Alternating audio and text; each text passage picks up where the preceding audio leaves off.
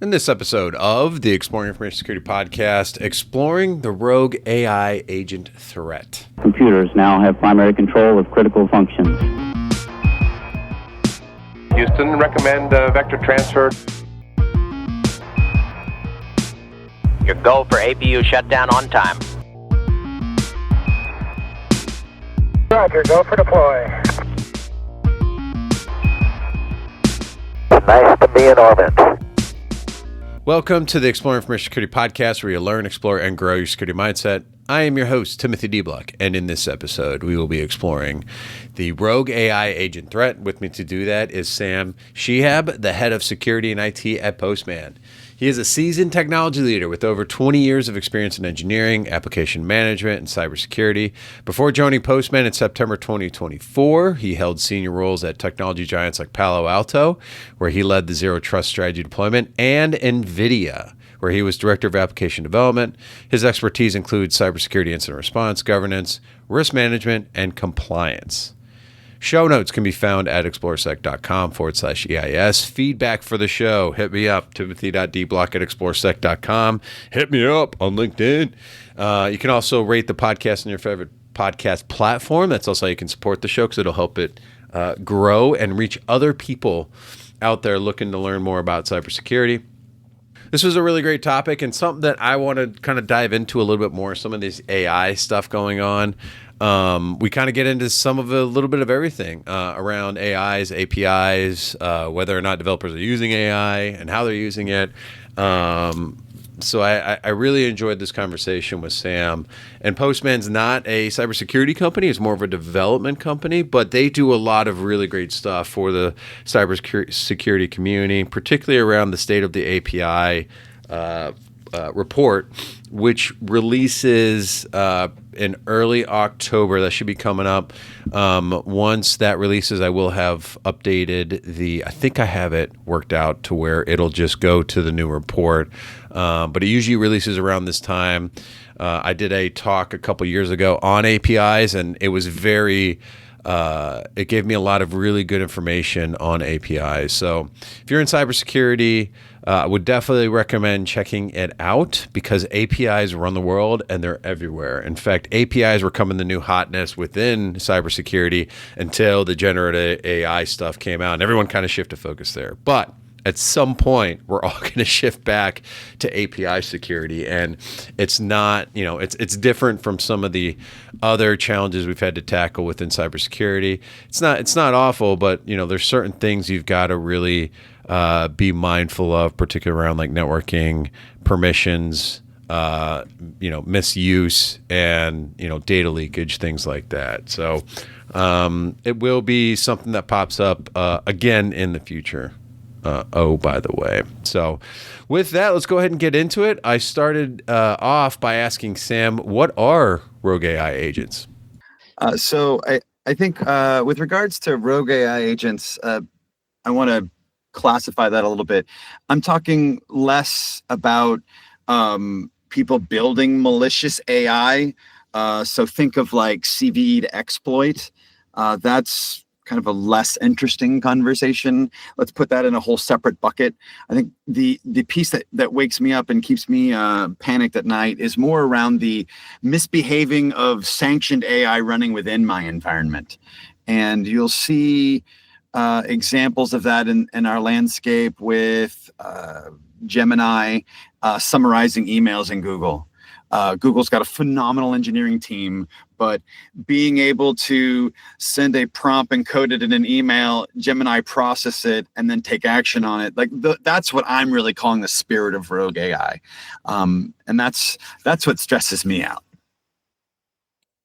So would you say that's prompt injection? Because I've been reading about that recently, where they're putting in like words, or it's even like images too, right? It's images as text that they put in like a white font, and it's meant to talk to the AI to have it do different things. Is that kind of what you're talking about? Yes, that's really rogue AI in my mind.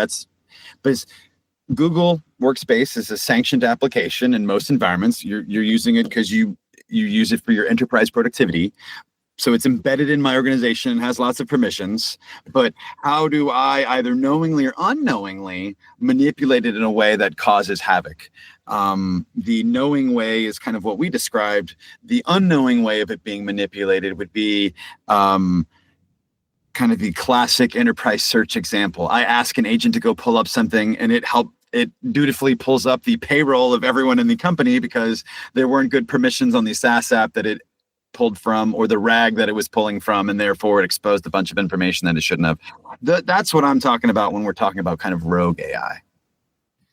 So I guess there's a couple thoughts there. So like, how do you defend against that would be probably my first thought. Yeah, first off, it's hard. Yes.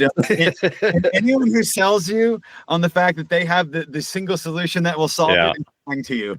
But I think I kind of break it down into two buckets. There's AI agents that you build within your company, and then there is the intrinsic risk that you have from SaaS organizations that have built agents that are embedded in their platform. And so I would probably put them into those two buckets first. And if I was to deep dive into the agents that you build or the tools that you build for your agents, I would probably say, and this probably is going to sound somewhat cliche, but we really need to go back to basics. The APIs that you're building, are you using an open API spec with sensible security parameters embedded in it? Because inevitably, MCP calls APIs, agents call tools via MCP. There is a building block here, and so if you have really strong APIs with regards to how they're built, I won't shamelessly plug Postman Spec Hub here, but that's how we do it internally to make sure that APIs are built and governed in a way that we see who's building what, and we can find gaps in specs. But however you build your APIs, just have it spec driven, and you'll have a higher level of foundation that you're on will be much stronger. Then the next piece is now you're sitting in the IDE, and what can security do to inject sanity into how that API is being built? Think of cursor here and maybe prompts that you use from a security perspective when you run cursor to make sure that it's generating safer code. That's kind of the next layer that I would see. As you move on further into the system, being thoughtful about the rags that you build that take all of this data, and making sure that you've handled things like data poisoning attacks, making sure that you have really good system prompts, things along those lines, so that when they're being accessed, you're showing the right context and you're giving the right permission, you're steering the model in kind of the right direction. I think next thing I would worry about if we're kind of in-house would be the CI/CD process of you deploying. Have something looking over and enforcing your schemas, so that we happen to be a big Wiz shop here, and so I would say we use Wiz very extensively here for insecure authentication schemas, making sure that schemas are validated, excessive data exposure, unused endpoints. We scan for all of that, and we help tune down the APIs that are actually exposed. Because some of the problem is just we're giving these agents implicitly too much permission, and for the nature of what they're trying to solve, we could scope it down a whole lot more. And then obviously there is kind of runtime defense, if you will. We also happen to be a big Cloudflare customer. We use Cloudflare API Shield pretty extensively to make sure that we're monitoring API traffic for sensitive patterns and doing things like schema validation and token redaction where applicable to make sure that we're not seeing things that we shouldn't see in our logs, but also validating payloads that come in the right sequence. And so that's kind of an approach that I would take. Now, does that solve all agentic security? No, I'm not by any means saying that this is the end all be all, but this is really the hygiene of what you really should be having in a good API security program anyway, but it will help you on the agentic side as well. So that I want to ask about that, because I feel like I asked about AI and rogue AI, we kind of jumped to APIs. Like, so are a lot of the AIs just written in APIs, or like what's that connection there? When you look at kind of the architecture of an AI agent, there's a user, There's a system prompt and a user prompt that inevitably flows into some form of agent. And an agent is really broken apart into kind of 6 components. There's a database, there's feedback, there's a planning a component, there's memory, as in the context of the conversation, there's reasoning, and then there's tools. And that kind of comprises what is an agent. And then obviously it spits out something on the back end. The tool component is the most interesting in a lot of the conversation, in that that's typically where it wires up to APIs. And that's typically where it runs off and gets into trouble. It's usually not the memory window of I remember the last 14 things you said or the last 20 things you said, although that can be a vector of attack. More often than not, it's the tool that agent runs out and goes and executes against that usually gets you into trouble, because it pulls in data that it shouldn't have, or it affects change in the rest of your environment that maybe it shouldn't. Gotcha. So so is it safe to say that like the problems with AI are similar to what we've been dealing with the APIs, like as far as like the attack vector? Because within APIs, right, that was my big thing, was like, it's not necessarily vulnerabilities. It's more about like misconfiguration and permissions and data leakage, which I do see kind of a similar aspect of AI. Yeah, it just exacerbates a lot of the problems that we have today, is probably a great way of looking at it. Very akin to what enterprise search did in the early 2000s.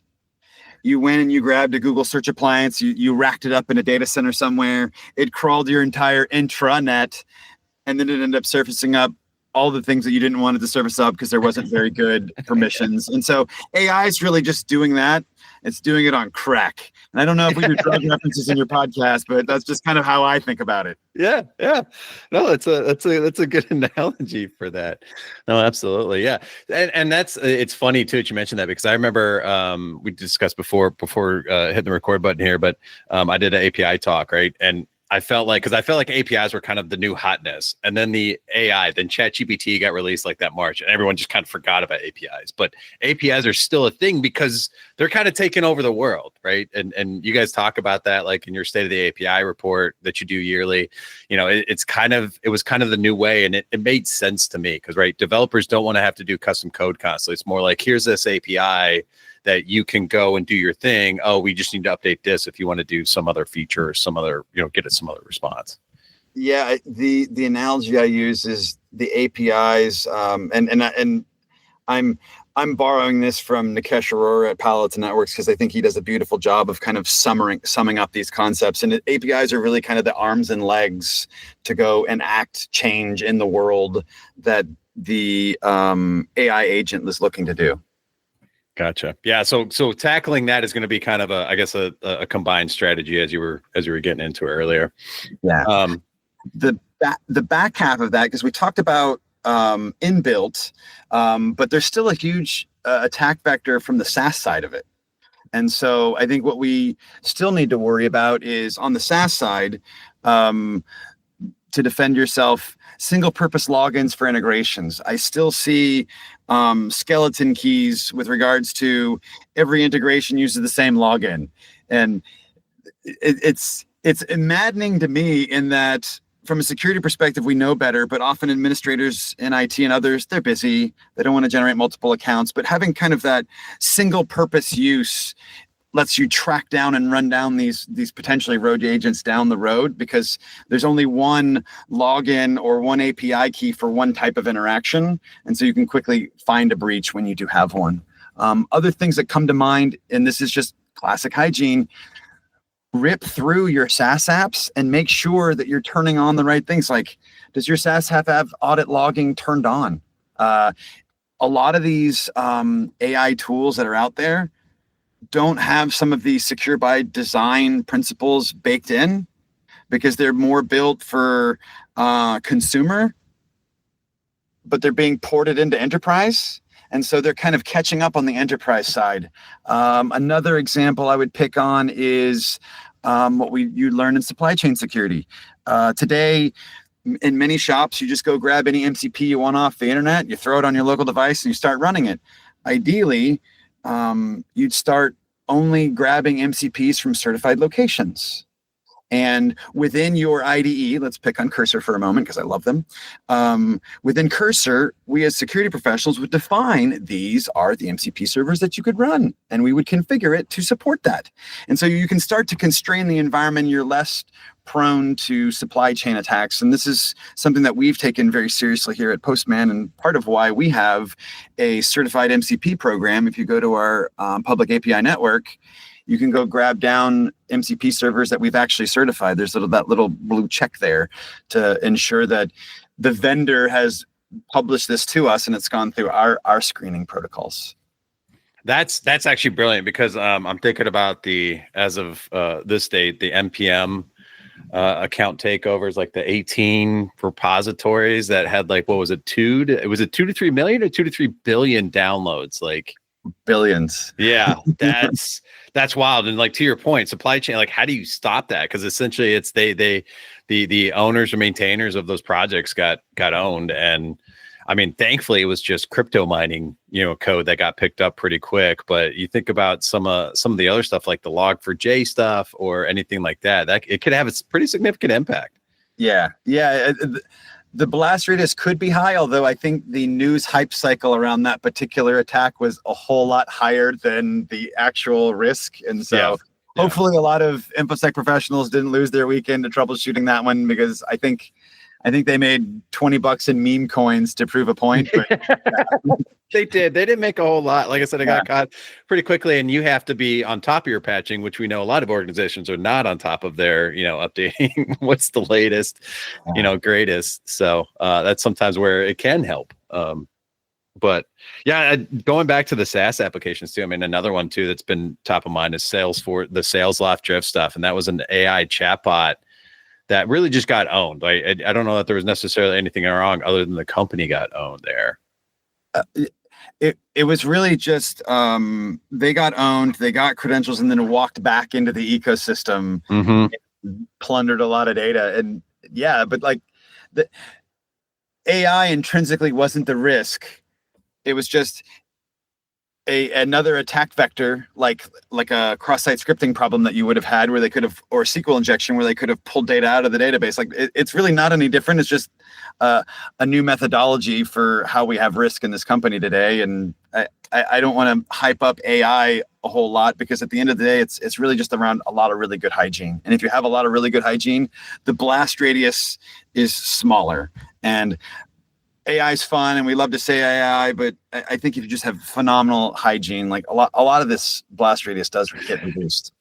That's what I like to say in a lot of my talks, is in cybersecurity talks to the professionals. Like, we're just, and I have a guy that listens to podcasts that absolutely hates that I do this, and he gave me, I'm trying, if I can remember the term, but I think we're just hall monitors, right? Is that we're just telling you what you did wrong. Because I think everything, especially within the development world, it's already in the documentation about how to do things the right way. So to your point, it's like, as long as you have good hygiene, you have good configurations, you don't really need cybersecurity, because it's already secure at that point. I've always said, like, quality code is secure code, right? It's written that way to address some of those concerns. It's when we start turning those things off, or not configuring stuff, or giving the wrong permissions, that, my job and the other people I work in the industry with, they have job security at this point. Yeah, to build on that hall monitor analogy, I think there are things that we can do. Labeling rooms. There's things that we can do to help people know where they need to go, to do it better right the first time. And I think there's a lot of great companies out there that are moving down that path, and it's us as practitioners to adopt those patterns so that developers can't fall into an anti-pattern as easily. And I think that's where I think InfoSec needs to continue to go down that path, because if all we do is run the tool and say you're not doing a good job, but if I gave you a secure base image, it's kind of hard to screw up patching if you rebuild that damn container. And now that's a different problem in itself. But if I can get you started from a good place and then make it painless for you to maintain, then more often than not, developers will get in line pretty fast. Yeah, no, I mean, all the developers I've worked with that I brought in some of, like you're talking about, concepts of giving them what they need to do their job in a secure way. They're very open to that. And I would say most developers, not all of them, because I have talked to some developers that are like, I don't believe in security, but my boss says I have to do it, so I'm talking to you about it. cool. Like as long as we're on the same page. But I think generally a lot of developers, a lot of good ones, like to want to do the right thing. They want to make sure because they don't want. And again, I align often with managers when I work in the AppSec space around let's reduce the bugs because I think vulnerabilities are ultimately just bugs. So as long as I align that and align my stuff with their stuff, I don't want them working on something low for me. That when they have a higher business thing, bug that they need to go address. So I've always tried to align with that. So it's good to hear that we're kind of on the same page there. How are you seeing, and this is kind of off topic a little bit, how are you seeing AI as far as developers doing their coding? Because I've always propositioned that, developers are going to start incorporating, they're going to go from actually creating the code to being editors of the code, right? It should be like a first draft of the code that you want. And then, you kind of edit it and adjust it to what you actually need. Like, I don't know if you're seeing that or if you think that's a bad idea. You're giving me kind of grimace right now. Yeah, no, I guess there is that adage of like, I don't need software engineers anymore. I can vibe code everything. I'm not suggesting that, by the way. There's kind of that end of the spectrum, and then there's the other end of the spectrum of AI doesn't help me. And I think I would probably use the analogy of, because I'm a big comic book nerd, I would use the Iron Man analogy. I think it makes you be able to do things better and faster, but there's still a human inside. I still need Tony Stark to power the suit, but the suit augments his capabilities. And I think that's kind of the way that I see it. But you have to have a really good prompt. Otherwise, you will write insecure code. And if you look at the state of code released by Veracode, I think they released it like a couple of weeks ago. You'll see a lot of context around, I think, secure, well-built secure code. I want to say like 45% of the time. And they tested a bunch of models. So it's like 45% of the time you get a pristine piece of secure code. Well, that happens to be about on par with humans based on their report. And so I would not say that we're on the far right hand of the spectrum and say, take the wheel AI and we're good. And I wouldn't say it doesn't add any value, but there's that middle ground that I think is very valuable if we can figure out how to augment it in the right way. And I think that's where security needs to lean in and help with crafting really good security prompts to help it shape the code that it's writing. And obviously that needs to be tied in ideally in pre-commit. So before I make that pull request, like don't tell me in the pull request that I wrote bad code and then just blindly accept your suggestions, but do it pre-commit within my IDE and push me down the right path that I think Cursor and others are going on. I think that'll be a better experience and help augment the user as opposed to be a gate later. Yeah, no, absolutely. I'd agree with that. Yeah, and you're right. We're starting to get into it, and that's the thing I try to remind people. It's like everyone talks about AI taking over and other stuff. It's like AI was created by us, and guess what? We're feeding it. We're feeding us, and we're really dumb sometimes. So. It scraped Reddit. It's Stack Overflow, which I tell people, please, if you're going to use Stack Overflow, go 5 comments down. Don't use the first comment where it says, it works if you turn off all the security. You just flip this and it works fine. It's like, don't do that one. Do the 1.5, where the guys go, no, don't do the first commenters. Do this instead. That actually fixes their problem. So, And I think there was another interesting insight for me in that Veracode report. Specifically, was what it said is instead of it saying AI writes secure code for me, which can have millions of permutations of how to write something, it's AI fix this line for this problem. And that's much more deterministic and much easier to validate if it is and isn't safe. And I think that's where you can get a lot of inroads very quickly from AI. And I think a great way for you to become more of Iron Man and less like a classic vibe coder, if you will.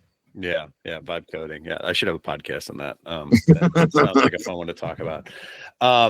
What are you seeing? Because I want to kind of talk about API. Like we've talked about misconfigurations and hygiene. Are you seeing AI kind of get into that space as far as helping make those determinations with APIs? So let me make sure I understand the nature of the question. AI helping me build better APIs? Well, checking the APIs, right? Because we've talked about the having good hygiene, looking for things. I think Wiz does some of this, but like as far as like some of the build and other stuff, right, of APIs during that CI/CD, are you seeing AI start getting injecting into those to kind of help with, hey, you potentially have a permissions issue here, or because that can be hard to identify just as a human, right? Yeah. Yeah, there's a couple of good tools out there. We use one or two internally. Basically, instead of static fuzzing, we're starting to use AI to fuzz. The problem with that is it catches a lot of the basic things, but I'm already catching that in static fuzzing already, and so there's kind of Yeah. An issue with regards to kind of bang for buck, because humans need to interpret this at the end of the day. And so I haven't found a really good bang for buck on kind of AI API fuzzing yet. If anyone's hearing this podcast, send me an Instagram and teach me, because I'm sure you have people in your audience who probably do that, and I love it. So I think that's probably where we are with regards to API doing validation currently, based on my experience. Gotcha. Okay. Any other thoughts that you had about, rogue agents, rogue AIs? I keep rogue AI agents and APIs. I would probably, if there was a game changer for AI agents, I think the real game changer for us is most of our conversation has been steered around information security professionals hardening the environment and developers who build it. But I think the piece that we really haven't clawed at enough, at least in our conversation thus far, is we have lots of SMEs building agents now, but they're not developers. And I think that's probably going to be the new vector that we really haven't thought about traditionally. And all the hygiene things that we discussed will help rein that in. But now you've got that HR SME who knows HR process wiring things up in, example, Postman flows. But they're not a developer. And so they don't have the scars of where's your dev environment? Where's your staging environment? How do you handle errors? But man, they've got an open API key and they're slinging data at it. And they have an API to pull in from the HR backend system to pull some stuff together. And so I think that's probably the new frontier with regards to, from a security perspective, where rogue AI agents are going to pop up. And I think we would have called it classic shadow IT historically, but identity and other frameworks would pull shadow IT SaaS apps together. So like if I ran off and bought, let's say, Calendly, because we were all using it to schedule calendaring events, well, no one would be able to log in. So I'd have to come to IT and be like, hey, can you hook this up? But these SMEs or subject matter experts in these HR departments and finance departments, they're already using enterprise tools. They're already wired up. And many of these tools intrinsically just give you an API key if you ask. And so there is necessarily no IT or security interaction, and I can wire some of these platforms up. And I think that's a ripe area for risk, because I think they're going to discover some of these software engineering fundamentals that we've continually struggled through, but not have the same guardrails that historically we've had. And I think it at least solves part of the problem, because they're not managing containers. They don't have to worry about patching, but you really do have to worry about where you're slinging data. And I think that's probably an area that we didn't scratch at. And I just want to make sure we. No, that's a good call out. I've heard it called citizen developers. Oh, yeah. And I think instantly of like Power Apps, and I've seen some of this right within Microsoft's ecosystem, where you can just essentially it's what's the term called, where you're just kind of plugging and playing code. It's I guess maybe it's WYSIWYG development. You can pretty much just you don't need to know the code underneath. You just kind of plug and play it, and I can't think of the term of it, but there's tools out there for that kind of stuff. But then again, on top of that, like you're talking about, and I go back to the Salesforce stuff, because that was the whole point of Drift, is it's a chat bot that you can interact with within your Salesforce environment that's going to go look at different things within Salesforce. And I can tell you, like you were talking about putting audit controls and other stuff in place, like for security teams, it's hard to do that. One, because we've got enough work already on other stuff, but two, we don't even know that people are doing that. Like, like you like there are companies that try to do third-party risk and other stuff and try to get them in. But even that's more of like a questionnaire-based thing, right? And it doesn't pop up unless something like the Salesforce thing pops up, and then it's like, okay, we need to go through our environment now and see what you've got it hooked up to, and how is it, like you said, they're developing this stuff to talk out and do different things that makes their job better. Yeah, and that's part of why I think I like that term, that citizen developer, being able to aggregate those citizen developers onto a centralized platform where they can build with certain guardrails in place, and if nothing else, just visibility into the APIs that they're calling and ensuring that those secrets are managed well. And just if we just solve that in the security space, we've got to win. So I think that's probably why, and it's the mindset that I've had at Postman, is just, if we can centralize, if I can see everything, if I can see those workflows, I'm light years ahead of that citizen developer running off and going and spinning up a one-off for themselves within their own department and building something where I can't manage it in any capacity. Yeah, I will say it's tough. We were aware of it, but again, that's just another skill set now that cybersecurity teams have to pick up on, is Power Apps, and that's a whole different ecosystem. Like I said, it's not. For me, it wasn't traditional code, so I'm looking at it going like, uh-oh. And to your point, I knew how to test it, so I tested it, and I was like, why can I get to this when you're talking to the database? Why am I able to see all the others in the server farm, right? And that goes back to certain things like controlling specific things you're talking to, other stuff. But I don't know that I don't know if you have a potential solution for that. I mean, if we can see it, we can see it. But I guess this kind of does go back to what I've always talked about and preached, is relationships, having good relationships with your business partners, so that you can understand when things like that, and not freaking out when they pop up too, because there are plenty of people that freak out about this kind of stuff. If step one of every problem is visibility, and just giving me visibility and letting me see who's connecting to that database and forcing them onto single-use accounts, and making sure that I can then restrict what that account does and doesn't have access to, we can start to claw away at this problem. But I don't think there's kind of a one-size-fits-all, or you run out and you go grab vendor X and they solve this, because there's just so many integration points across all of these workflows. But what makes them dangerous isn't any one integration. It's the workflow itself and what it's doing with the data and where it's going. And when you have that visibility, you can go, oh, well, this is an agent to work with the lunch menu and order things. Like, I'm not too worried about that. Oh, this is our employee onboarding pipeline and has permissions to almost everything in the organization to do seamless onboarding. I'm glad you built that, but I think we're going to go scrutinize that a little bit more. Yeah.